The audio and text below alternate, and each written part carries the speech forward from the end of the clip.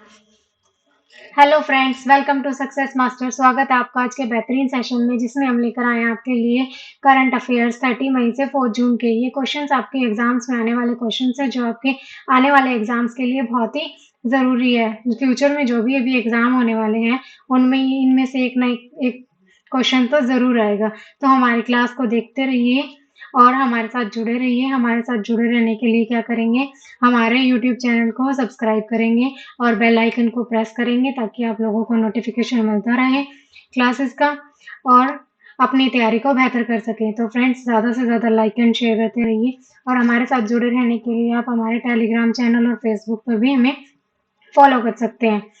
तो किस नाम से? सक्सेस मास्टर के नाम से। तो ज़्यादा देर न करते हुए आज की क्लास शुरू करते हैं फर्स्ट क्वेश्चन के साथ। फर्स्ट क्वेश्चन इज, हाल ही में किस भारतीय को अंतर्राष्ट्रीय मुक्केबाजी संघ एथलीट समिति का अध्यक्ष चुना गया? तो फ्रेंड्स, क्या पूछा है, अंतर्राष्ट्रीय मुक्केबाजी संघ आईबीए का अध्यक्ष किसे चुना गया? फ्रेंड्स, अध्यक्ष चुना गया है लवलीना बोरगोहेन को। जो लवलीना बोरगोहेन है, ये कहाँ की रहने वाली है? ये रहने वाली है फ्रेंड्स असम की। और ये कौन से गेम से रिलेट करती हैं? ये रिलेट करती हैं बॉक्सिंग गेम से।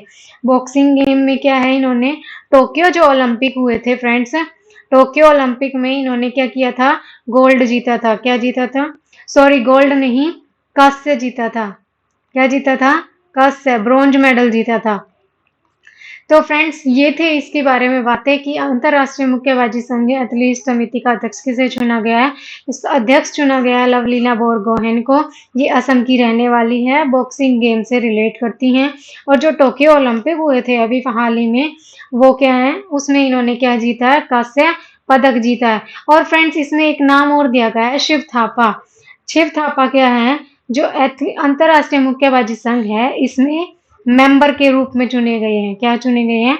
मेंबर के रूप में। अध्यक्ष पूछा था, हमने अध्यक्ष बता दिया, लवलीना बोरगोहेन ये अध्यक्ष रही हैं। और जो शिव थापा है वो क्या है? मेंबर है। तो answer B is correct. Next question is, 28 मई 2022 को प्रधानमंत्री नरेंद्र मोदी जी ने दुनिया के यूरिया यूरिया तरल संयंत्र का उद्घाटन किया। कहाँ पर किया फ्रेंड्स? ये पूछा गया है। तो किसका उद्घाटन किया? सबसे पहले तो हमें पूछेंगे, दुनिया के पहले नैनो यूरिया तरल संयंत्र का उद्घाटन किया। फ्रेंड्स, ये कहाँ पर किया है?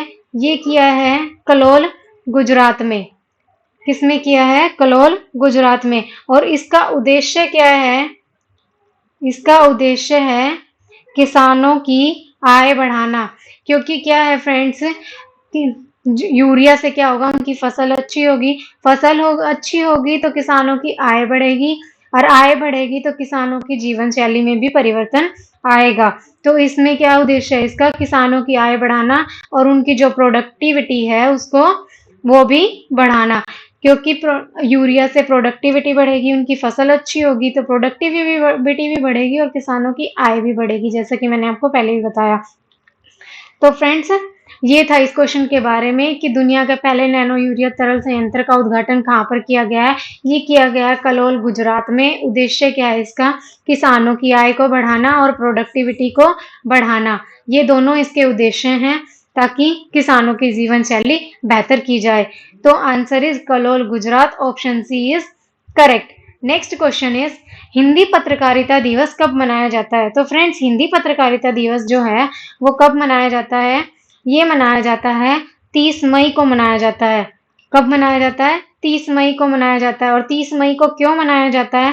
क्योंकि 30 मई को ही हिंदी समाचार पत्र शुरू हुआ था पहला। क्या हुआ था? हिंदी समाचार पत्र पहला शुरू हुआ था।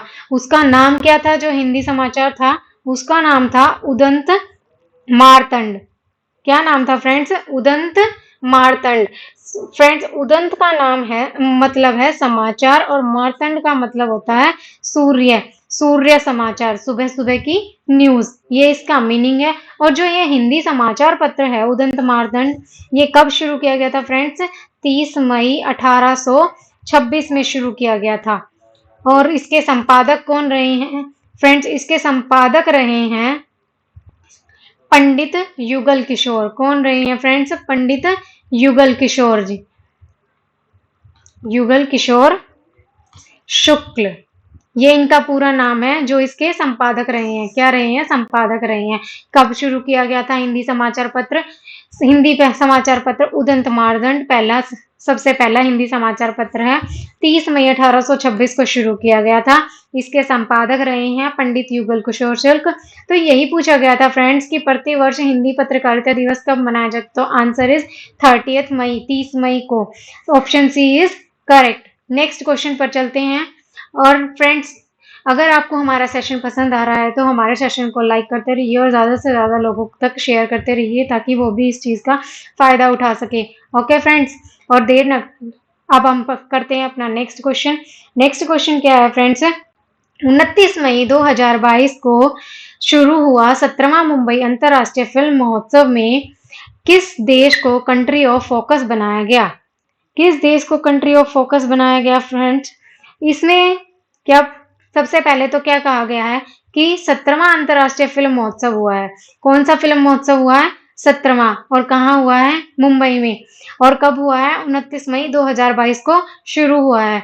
और क्या बनाया गया है? किसी देश को कंट्री ऑफ फोकस बनाया गया है। कंट्री ऑफ फोकस किसको बनाया गया है फ्रेंड्स? इसमें बनाया गया है कंट्री ऑफ फोकस फ्रांस को। किसको बनाया गया है? फ्रांस को। किसे बनाया गया है? फ्रांस को कंट्री ऑफ फोकस बनाया गया है। ओके फ्रेंड्स, तो answer A is correct. Next question is,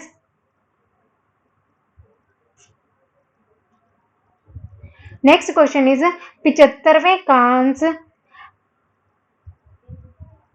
sorry friends, 75वें कांस फिल्म महोत्सव में किसे पाल्म डी और प्रदान किया गया है? क्या कहा है फ्रेंड? 75वें कांस फिल्म महोत्सव। सबसे पहले तो जो ये कांस फिल्म महोत्सव है ये कहाँ पर हो रहा है? ये हो रहा है फ्रेंड्स फ्रांस में। कहाँ हो रहा है? फ्रांस में। और कौन सा फिल्म महोत्सव है ये 75वां फिल्म महोत्सव है। कौन सा है? 75वां। और फ्रेंड्स, इसके क्या है, अब की बार ये क्वेश्चन जरूरी इसलिए है क्योंकि जो इसकी ज्यूरी टीम है उसमें इंडिया की एक इंडियन है एक, वो कौन है? दीपिका पादुकोण है। कौन है? दीपिका पादुकोण जो है वो इसकी ज्यूरी टीम मेंबर है। तो इसीलिए ये क्वेश्चन क्या है हमारे लिए इम्पोर्टेंट है। तो जो इसने पूछा है पाल्म डी अवार्ड किसको प्रदान किया गया है? तो पाल्म डी अवार्ड फ्रेंड्स दिया गया है किसको? ट्राइंगल ऑफ सैडनेस को। किसको दिया गया है? ट्राइंगल ऑफ सैडनेस को। और किस लिए दिया गया है फ्रेंड्स? और ये क्या चीज है? ट्राइंगल ऑफ सैडनेस जो है ये एक बुक है, किसके द्वारा लिखी गई है? रूबेन ओस्टलैंड के द्वारा। किसके द्वारा? रूबेन ओस्टलैंड के द्वारा। ओस्टलैंड के द्वारा ये लिखी गई है। इसके निर्माता हैं रूबेन ओस्टलैंड। तो फ्रेंड्स, इस बुक को दिया गया, सॉरी इस फिल्म को दिया गया है ट्राइंगल ऑफ सैडनेस को। इसके निर्माता कौन है? रूबेन ओस्टलैंड है। इन्होंने इसे निर्मित किया है। ये डायरेक्टर ऑफ दिस मूवी है। तो क्वेश्चन आंसर क्या है इसका? Triangle of sadness. Answer D is correct. Next question is, देर ना करते हुए हम नेक्स्ट क्वेश्चन पर चलते हैं। और नेक्स्ट क्वेश्चन क्या है फ्रेंड्स? 28 मई 2022 को कहां पर देश में पहली अपनी तरह का पहला सौर पवन हाइब्रिड ऊर्जा संयंत्र शुरू किया गया था? क्या पूछा गया है फ्रेंड्स कि ऊर्जा संयंत्र कहाँ शुरू किया गया था? जो हाइब्रिड ऊर्जा उत्पादन संयंत्र है कौन सा है? ये देश का पहला सौर पवन हाइब्रिड ऊर्जा संयंत्र है। और फ्रेंड्स, ये शुरू किया गया है जैसलमेर राजस्थान में। कहां पर? जैसलमेर राजस्थान में इसकी शुरुआत की गई है। कहाँ शुरुआत की गई है? जैसलमेर राजस्थान में। और किसके द्वारा की गई है फ्रेंड्स? अडानी ग्रुप के द्वारा। किसके द्वारा? अडानी ग्रुप के द्वारा। और फ्रेंड्स, इसमें क्या है? हाइब्रिड का मीन्स क्या है? सौर ऊर्जा और पवन ऊर्जा को मिलाकर बनाई गई ऊर्जा। क्या है? सौर प्लस पवन ऊर्जा का मिक्सचर। यस, मिक्सचर ऑफ सौर ऊर्जा एंड पवन ऊर्जा, दोनों का मिक्सचर इसका मतलब है हाइब्रिड का। और ये कहाँ पर शुरू किया गया है? ये जैसलमेर राजस्थान में शुरू किया गया है। अडानी ग्रुप के द्वारा शुरू किया गया है। और यही पूछा गया था कि कहाँ शुरू किया गया है, तो answer is Jaisalmer, option B is correct. Next question is राष्ट्रीय उद्यान के अंदर सामुदायिक वन संसाधन अधिकारों को मान्यता देने वाला दूसरा देश कौन बना है? देश का दूसरा राज्य कौन सा है? किसके अंदर पूछा है फ्रेंड्स? राष्ट्रीय उद्यान के अंदर। किसके अंदर? राष्ट्रीय उद्यान के अंदर सामुदायिक जो वन संसाधन है उसका अधिकार दिया गया है। इसका मतलब क्या है? जो समुदाय वनों में रहते हैं उनको अधिकार दिया गया है कि वो वनों के संसाधनों को लेकर कोई भी जो रूल है, कानून है, वो बना सकते हैं। और ये किसके द्वारा दिया गया है? ये दिया गया है CFR। कौन है CFR? कम्युनिटी फॉरेस्ट रिसर्च के द्वारा ये अधिकार दिया गया है। और किसको दिया गया है? वो समुदाय को दिया गया है जो वनों में रहते हैं। और फ्रेंड्स जो ये राज्य है, फर्स्ट नंबर पर ओडिशा है और सेकंड नंबर पर कौन है? छत्तीसगढ़। इन्होंने क्या किया है? जो फॉरेस्ट वन सामुदायिक हैं उनको अधिकार प्रदान किए हैं कि वो वनों को लेकर कोई भी नियम कानून बना सकते हैं। छत्तीसगढ़ कांगेर घाटी के पास जो कांगेर घाटी राष्ट्रीय उद्यान है उसका अधिकार दिया गया है सामुदायिक को। कांगेर घाटी राष्ट्रीय उद्यान। तो आंसर में यही पूछा था कि दूसरा राज्य कौन है। अगर पहला पूछे तो क्या बताएंगे? ओडिशा, और दूसरा पूछे तो छत्तीसगढ़। तो Chhattisgarh is the answer, option B is correct. Next question is हाल ही में केंद्र सरकार ने प्रधानमंत्री रोजगार सृजन कार्यक्रम को कब तक लागू रखने की विस्तार को मंजूरी दी है? तो फ्रेंड्स ये क्या है? जो प्रधानमंत्री रोजगार सृजन कार्यक्रम है, सबसे पहले तो ये कब शुरू किया गया था फ्रेंड्स? ये शुरू किया गया था 2018 में। क्या हुआ था? स्टार्ट किया गया था। और किस लिए इसका अंत कब होना था? इसका एंड होना था 2021 में। लेकिन क्या किया गया? इसको एक्सटेंड कर दिया गया। और एक्सटेंड कब तक कर दिया गया है? 2025-26 तक। और इसका उद्देश्य क्या था? इसका उद्देश्य था फ्रेंड्स, जो 18 वर्ष से अधिक आयु के युवा हैं, 18 वर्ष अधिक आयु के जो युवा हैं, चाहे वो शहर हो या गांव हो, उनके जो भी सूक्ष्म रोजगार हैं उनको बढ़ावा देना था, उनकी स्थापना करने में उनकी हेल्प करना था। यस फ्रेंड्स, जो 18 वर्ष से अधिक आयु के हैं, चाहे वो गांव के हो चाहे शहर के हो, उनके जो सूक्ष्म रोजगार हैं उनको बढ़ावा देना था। इसीलिए इसकी स्थापना की गई थी। किसकी?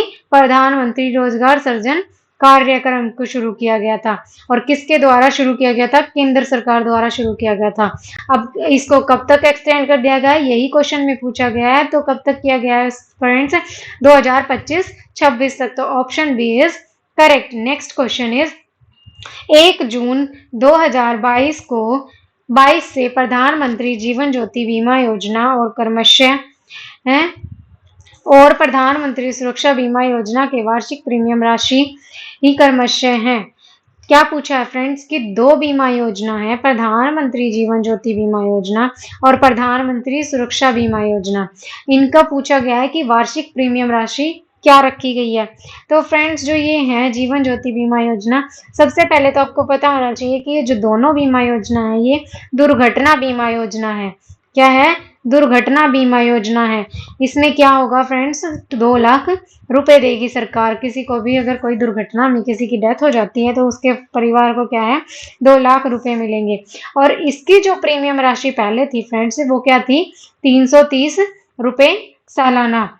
और इसकी जो थी वो थी 12 रुपए सालाना, साल के 12 रुपए। और अब क्या कर दी गई है? बढ़ा के इसको तो कर दिया गया है 436 रुपए और इसको कर दिया गया है 20 रुपए। तो फ्रेंड्स ये भी पता होना चाहिए कि कितने % बढ़ोतरी हुई है अब की और पहले में। यहाँ पर हुई है 33% की बढ़ोतरी और यहाँ पर हुई है 67% की बढ़ोतरी। यस, दोनों राशियों में इतना डिफरेंस, इतना बढ़ावा कर दिया गया है। यहाँ पर 330 से 436 रुपए कर दिए गए हैं, 33% बढ़ाया गया है। यहाँ पर 12 रुपए से 20 रुपए कर दिया गया है, 67% बढ़ाया गया है। तो ये क्या था, यही पूछा गया था कि अब राशि क्या रखी गई है। तो आंसर 436 रुपए और 20 रुपए हैं। Option D is correct. Next question is, वित्तीय वर्ष 2021-22 में भारत से वस्त्रों के शीर्ष निर्यात गंतव्य कौन सा है। तो क्या पूछा है फ्रेंड्स कि जो भारत ने वस्त्रों का निर्यात किया गया है उसमें सबसे ऊपर कौन रहा है। टेक्सटाइल में सबसे ऊपर कौन रहा है। तो टेक्सटाइल का भारत ने कितना निर्यात किया गया है, 44.4 बिलियन डॉलर। इतना निर्यात क्या किया है, भारत ने किया है। ये वर्ल्ड रिकॉर्ड है फ्रेंड्स कि भारत ने इतना निर्यात किया है। क्या है, वर्ल्ड रिकॉर्ड है ये। तो इसमें क्या है, सर्वाधिक निर्यात किसको किया गया है, सर्वाधिक निर्यात किया गया है अमेरिका को। किसको सर्वाधिक निर्यात किया गया है, अमेरिका को। अमेरिका को। और ये कितने परसेंट रहा है फ्रेंड्स, ये रहा है 27%। और अगर आपसे कोई पूछ ले कि सर्वाधिक निर्यात कौन से टेक्सटाइल का किया गया है, तो सर्वाधिक निर्यात किया गया है जो उत्पाद है वो क्या है, सूती वस्त्र। सबसे ज्यादा किसका निर्यात किया गया है, सूती वस्त्र का किया गया है। कितने परसेंट, 39% किया गया है। तो फ्रेंड्स ये थी इससे जुड़ी हुई बातें। तो यही पूछा है कि भारत में वस्त्रों के शीर्ष निर्यात गंतव्य देश कौन सा रहा है, मतलब सबसे ज्यादा निर्यात किस देश में किया गया है। तो अमेरिका में किया गया है। Option A is correct. Next question is, हाल ही में किस राज्य में डाक विभाग ने पहली बार ड्रोन का उपयोग करके मेल डिलीवर किया है। क्या पूछा है फ्रेंड्स कि ड्रोन का उपयोग करके मेल डिलीवर किया है। तो ये किसने किया है, ड्रोन का उपयोग करके मेल डिलीवर, ये किया है फ्रेंड्स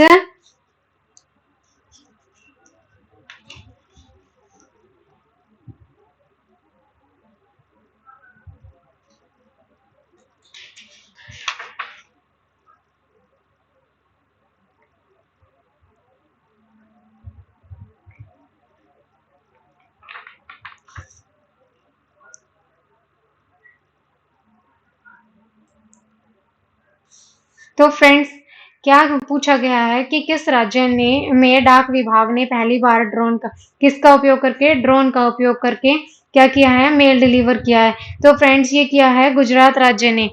किसने किया है, गुजरात राज्य ने किया है। किसका उपयोग करके, ड्रोन का उपयोग करके। और ड्रोन का उपयोग क्यों किया गया है, ड्रोन का उपयोग इसलिए किया गया है कि जहां तक हम इंसान ना पहुंच सके वहां पर हम मेल डिलीवर कर सके। और किससे डिलीवर कर सके, ड्रोन की हेल्प से डिलीवर कर सके। यस फ्रेंड्स, किसकी हेल्प से कर सके, ड्रोन की हेल्प से कर सके। तो ये किया गया है गुजरात में। और ये था इसका answer. Answer D is correct. Next question is, अक्सर राष्ट्रीय समाचार पत्रिकाओं की सुर्खियों में रहने वाला शब्द हिमरास किसे निरूपित करता है। फ्रेंड्स जो ये हिमरास है ये क्या है, हिमरास ना तो कोई रॉकेट है, ना तो कोई रॉकेट है और ना ही कोई मिसाइल है।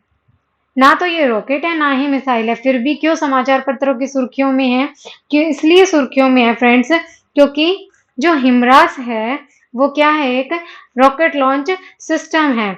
और इसकी फुल फॉर्म क्या है, high mobility artillery rocket system. कि ऐसा रॉकेट सिस्टम जो ज्यादा स्पीड पे रहेगा, high mobility RT rocket system. और फ्रेंड्स जो ये high mobility artillery rocket system है ये क्या हो रहा है, जो अमेरिका है ये उसने बनाया है और ये क्या कर रहा है, यूक्रेन को दे रहा है। यूक्रेन को क्यों दे रहा है, जैसे आप जानते हैं रूस और यूक्रेन में जंग छिड़ी हुई है। किस चीज को लेकर, आपस में लड़ाई छिड़ी हुई है कि वो नाटा से अलग होना चाहता है। तो इसीलिए क्या है, उनमें जंग छिड़ी हुई है, इसलिए अमेरिका क्या है, फायदा उठा रहा है, उनको हथियार सप्लाई कर रहा है। किसको? यूक्रेन को, कि तुम लड़ते रहो, हम तुम्हें हथियार देते रहेंगे। और यस फ्रेंड्स, तो हिमराज जो है अभी चर्चा में है, ना तो ये रॉकेट है और ना ही मिसाइल है। ये क्या है? एक रॉकेट सिस्टम है। रॉकेट सिस्टम है, और ये किस लिए अमेरिका उसको दे रहा है यूक्रेन को? जो डोनबास क्षेत्र है, डोनबास जो क्षेत्र है उसकी रक्षा के लिए। किसके लिए? रक्षा के लिए, डोनबास क्षेत्र की रक्षा के लिए प्रोवाइड कर रहा है। और ये किसने बना? इसकी रेंजेस क्या है फ्रेंड्स? जो हाई मोबिलिटी आरटी, इसकी रेंज है 45 माइल्स। 45 माइल्स कह लीजिए, या फिर 80 किलोमीटर्स। इतनी इसकी रेंज है, इतनी हाई रेंज है।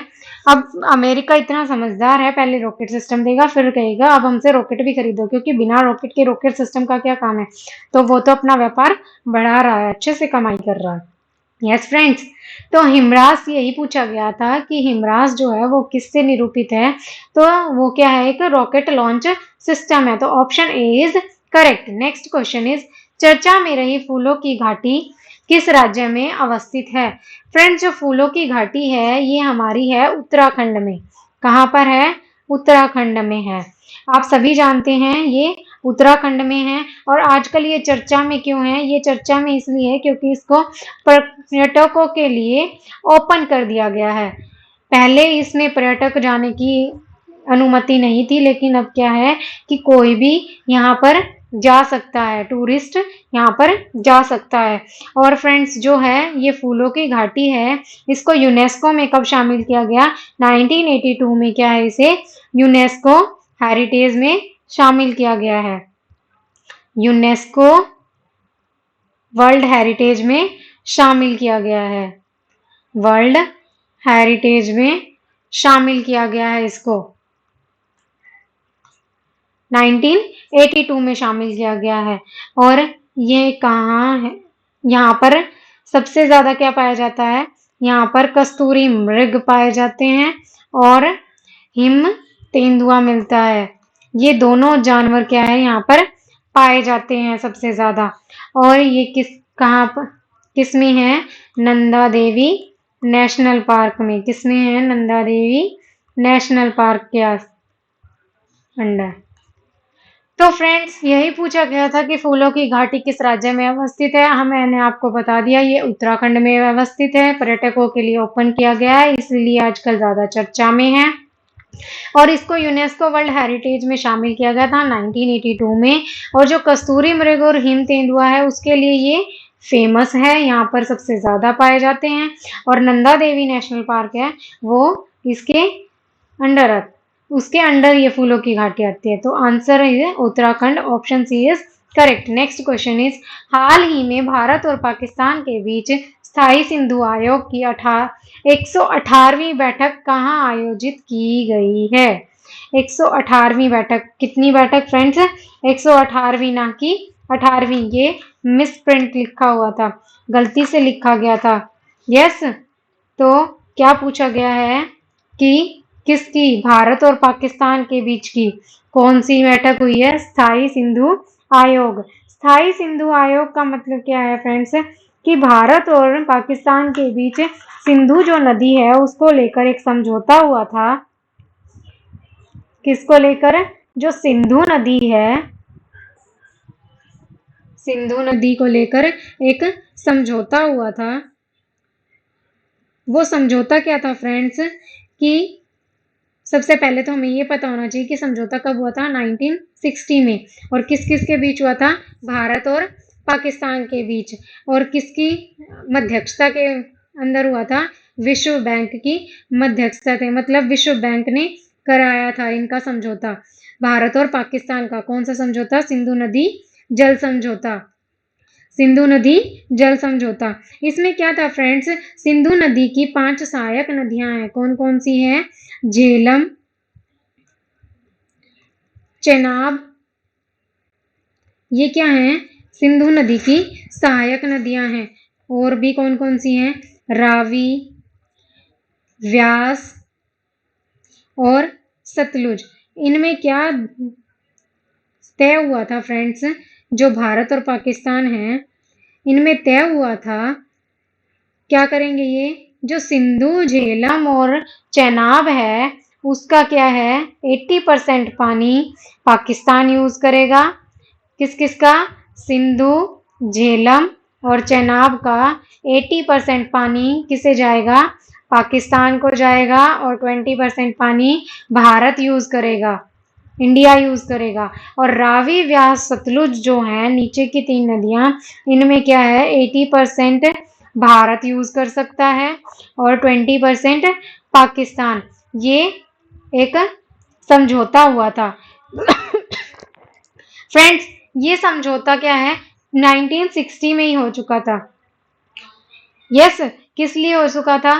क्योंकि पता था कभी भी अगर भारत और पाकिस्तान के बीच लड़ाई हुई तो भारत क्या है, पाकिस्तान का जल बंद कर देगा, उसे पानी नहीं मिलेगा, वहां के लोग तो वैसे ही तड़प तड़प के मर जाने। यस, तो क्या है, इसकी 118वीं बैठक कहाँ आयोजित की जा रही है? नई दिल्ली में। Option D is correct. Next question is, हाल ही में किस प्रदेश सरकार ने कॉलोनियों तथा सड़कों का नाम बाबा साहेब अम्बेडकर के नाम पर रखने की घोषणा की है? तो फ्रेंड्स, किस प्रदेश सरकार ने की है? ये की है दिल्ली सरकार ने। क्या की है? दिल्ली सरकार ने यह घोषणा की है कि जो भी कॉलोनियां और सड़कों के नाम हरिजन थे, क्या थे? हरिजन थे, हरिजन की जगह चेंज करके क्या रख दिया जाए? चेंज करके क्या रख दिया जाए? बाबा साहेब अम्बेडकर। ये इसकी अपील, योजना बनाई है अभी सिर्फ। क्या हुई है? अभी सिर्फ योजना बनाई गई है। यस, अभी इसको चेंज नहीं किया गया है। और किसके द्वारा बनाई गई है? दिल्ली सरकार द्वारा बनाई गई है ये योजना। क्या बनाई गई है कि जो हरिजन नाम से हैं जितनी भी कॉलोनियां और सड़कें हैं वो सारी चेंज करके बाबा साहेब अम्बेडकर कर दी जाए। तो option C is correct. Next question is, विश्व साइकिल दिवस कब मनाया जाता है? तो फ्रेंड्स, जो विश्व साइकिल दिवस है वो 3 जून को मनाया जाता है। कब मनाया जाता है? 3 जून को। और ये फ्रेंड्स स्टार्ट हुआ था 2018 से। क्या हुआ था? स्टार्ट किया गया था। इसका उद्देश्य क्या है? स्वास्थ्य और पर्यावरण को, क्या है? स्वास्थ्य और पर्यावरण को बेहतर बनाना, को बेहतर बनाना, ये इसका उद्देश्य है। तो यही पूछा गया था कि विश्व साइकिल दिवस कब मनाया जाता है? ये मनाया जाता है 3 जून को। स्टार्ट कब से हुआ था? 2018 से स्टार्ट हुआ था, 2018 से। उद्देश्य क्या है? स्वास्थ्य और पर्यावरण को बेहतर बनाना। Fit India freedom ride rally शुरू की गई थी। किसके द्वारा शुरू की गई थी फ्रेंड्स? खेल और युवा मंत्री के द्वारा स्टार्ट की गई थी। खेल और युवा मंत्री कौन है? अनुराग ठाकुर। अनुराग ठाकुर क्या है? खेल और युवा मंत्री हैं। खेल व युवा मंत्री, इनके द्वारा क्या की गई थी? Fit India freedom ride rally शुरू की गई थी। और कहाँ शुरू हुई थी ये? मेजर ध्यानचंद स्टेडियम में। कहाँ शुरू हुई थी? मेजर ध्यानचंद स्टेडियम में। ओके फ्रेंड्स, ये थी इससे जुड़ी हुई कुछ बातें। Answer C is correct. Next question is, हाल ही में किसने एसईबीआई के पूर्णकालिक सदस्य के रूप में पदभार ग्रहण किया है? तो फ्रेंड्स, किसने किया है ये पद? एसईबीआई के जो पूर्णकालिक सदस्य हैं के रूप में पदभार ग्रहण किया है अश्विनी भाटिया ने। अश्विनी भाटिया ने। और फ्रेंड्स, यहाँ एक नाम और है, एस.एल. थाउसेन। मैंने कल ही आपको बताया था कि एस.एल. थाउसेन को भी क्या किया गया है?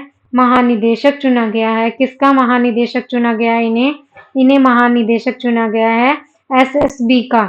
एसएसबी मतलब सीमा सुरक्षा बल का। किसका? सीमा सुरक्षा बल का महानिदेशक चुना गया है। तो इसका आंसर क्या रहेगा friends? Ashwini Bhatia. Option B is correct. Next question is, हाल ही में टाइटन रागा ने किसे अपना ब्रांड एम्बेसडर बनाया है? किसने बनाया फ्रेंड्स? जो टाइटन रागा कंपनी है उसने क्या है? अपना ब्रांड एम्बेसडर चुना गया। किसको चुना है? आलिया भट्ट को चुना। आलिया भट्ट को आप अच्छे से जानते हैं। आलिया भट्ट क्या है? एक फिल्म एक्टर है। क्या है? फिल्म एक्टर है। इन्हें क्या किया गया है, टाइटन रागा ने अपना ब्रांड एम्बेसडर चुना है। तो option B is correct. Next question is, हाल ही में भजन सोपेरी का निधन हुआ है, वो कौन थे? किसका निधन हुआ है फ्रेंड्स? भजन सोपेरी का। ये भोजन सोपेरी क्या थे? संतूर वादक थे। क्या थे? संतूर वादक थे। और फ्रेंड्स ये कहाँ से करते थे? कश्मीर से, कश्मीर की घाटी से, कश्मीर की घाटी सोपेरी से। इसीलिए इनके पीछे क्या लगता है? सोपोरी लगता है। और इन्हें पद्मश्री भी दिया गया था। पद्मश्री इन्हें कब दिया गया था फ्रेंड्स? 2004 में, 2004 में घाटी में इनका जन्म हुआ था। तो ये थी इनसे जुड़ी हुई कुछ बातें कि ये संतूर वादक थे, कश्मीर की घाटी सोपोरी में इनका जन्म हुआ था, इसलिए इनको भजन सोपोरी कहा जाता है। पद्मश्री इन्हें मिला था 2004 में। तो आंसर में यही पूछा गया है कि ये किससे संबंधित है? संतूर वादक हैं। Option B is correct. Next question is, हाल ही में अखिल भारतीय आयुर्वेदिक महासम्मेलन के 59वें महाअधिवेशन का उद्घाटन किसने किया है? क्या पूछा गया है फ्रेंड्स कि जो अखिल भारतीय आयुर्वेदिक महासम्मेलन है, कौन सा महासम्मेलन है? 59वां। कहाँ इसका महाधिवेशन का उद्घाटन किया गया है? किसने किया है? फ्रेंड्स इसका उद्घाटन किया है रामनाथ कोविंद ने। ये कौन है? हमारे देश के राष्ट्रपति हैं। कौन है? हमारे देश के राष्ट्रपति हैं। और ये जो उद्घाटन हुआ है ये कहाँ पर किया गया है ये भी पता होना चाहिए। उद्घाटन कहाँ किया गया है? मध्य प्रदेश के उज्जैन जिले में। किसमें? मध्य प्रदेश के उज्जैन में ये उद्घाटन किया गया है, उज्जैन में। तो आंसर ए इज करेक्ट। तो फ्रेंड्स आज के क्वेश्चंस यहीं पर समाप्त होते हैं। हमारे साथ जुड़े रहिए और इसी तरह के बेहतरीन क्वेश्चंस देखते रहिए। हम फिर मिलेंगे नेक्स्ट क्लास में नेक्स्ट सेशन के साथ। और अपनी तैयारी को बेहतर करते रहिए। हमारे साथ जुड़ने के लिए आप हमारे टेलीग्राम चैनल को ज्वाइन कर सकते हैं। टेलीग्राम चैनल है सक्सेस मास्टर और यही यूट्यूब चैनल है और फेसबुक है, आप हमें उन पर भी फॉलो कर सकते हैं। यूट्यूब चैनल को सब्सक्राइब कीजिए और ज़्यादा से ज़्यादा शेयर कीजिए ताकि लोगों तक पहुंच सके और वो भी इस चीज़ का फ़ायदा उठा सके और अपनी तैयारी को बेहतर कर सके। Okay friends, tata bye bye, take care. फिर मिलेंगे नेक्स्ट सेशन के साथ।